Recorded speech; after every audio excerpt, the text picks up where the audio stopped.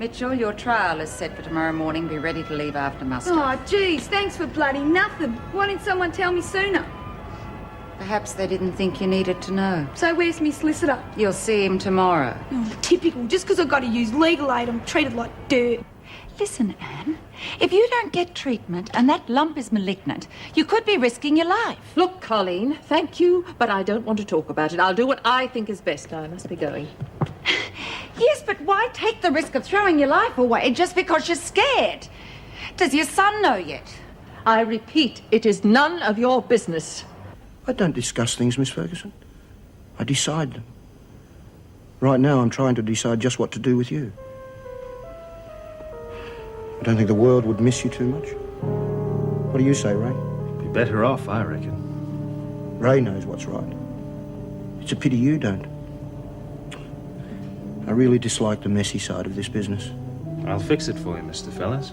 Of course you will, Ray.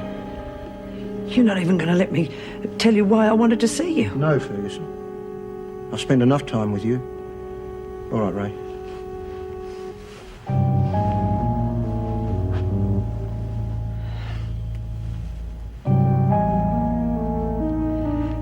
If you kill me now, you'll never know what you're missing out on. Persistent, aren't you?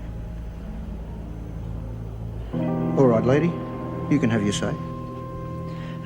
I don't care how you make your money, Mr. Fellows.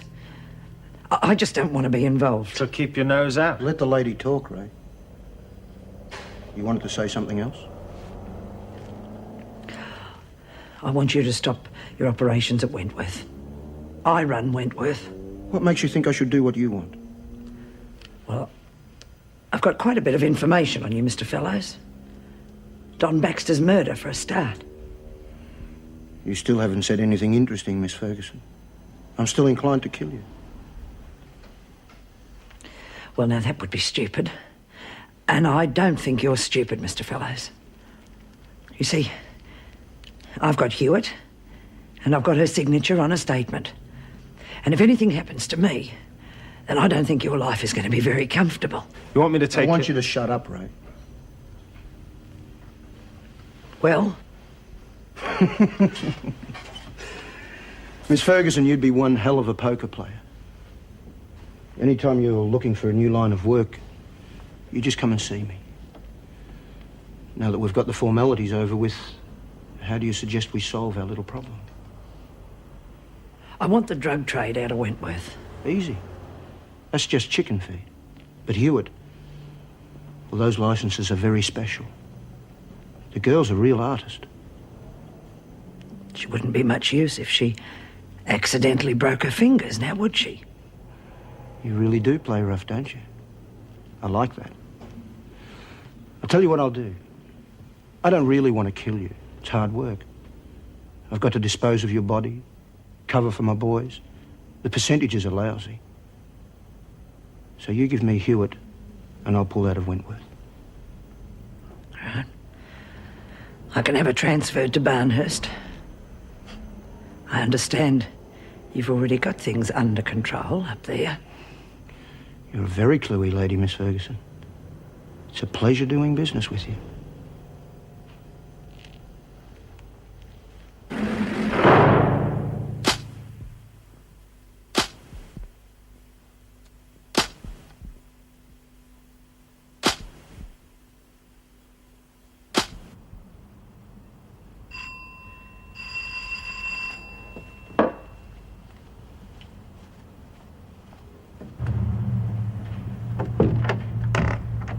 Sorry to bother you. Can I come in? Yes. Yes, of course.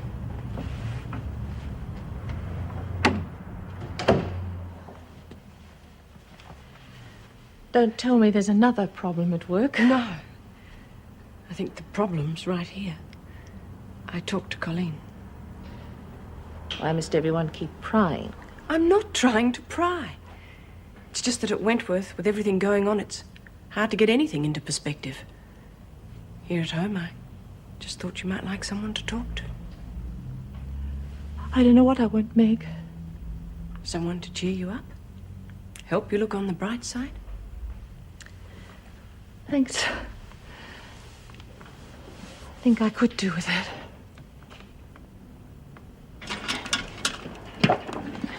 Oh, that's the wrong brush, love. Oh, sorry. No, it's my fault. I moved it without thinking, you see.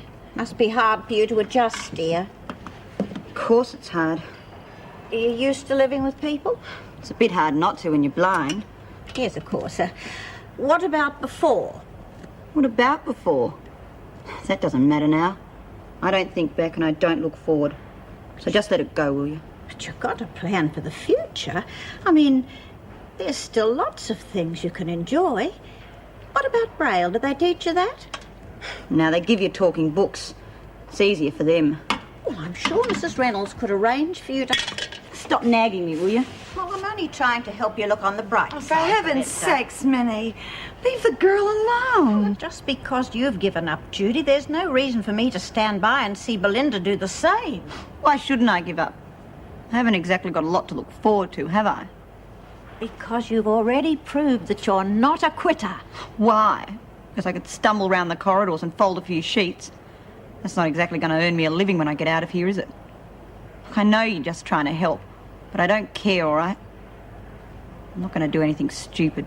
But if I died tomorrow, it wouldn't make much difference to anyone, including me. Oh, that's a terrible way to talk.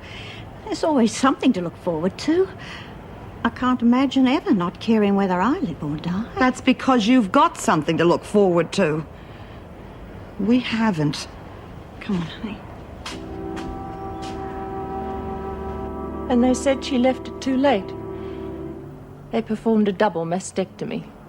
But that doesn't mean it'll happen to you. Why not? Oh, she didn't die. Not straight away. She lived for 8 months.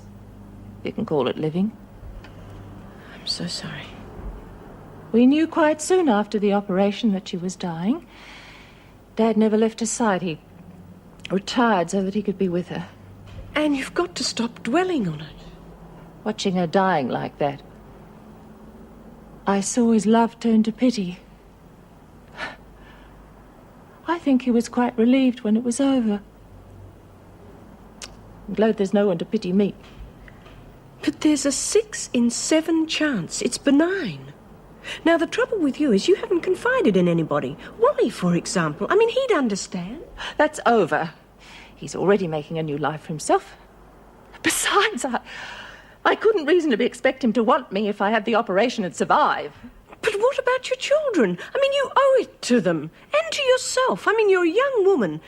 If you don't do something about it, it will be too late. You will end up like your mother. For God's sake, I'm going to.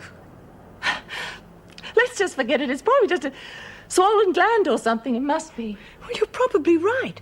But you'll never know until you get it properly checked. I'm going to. But when? I mean, you keep putting it off. I'm so frightened, Meg. Well, I would be too. But there's only one question that really matters. Do you want to live? Of course I do. Well, then there isn't any choice. You must see the doctor.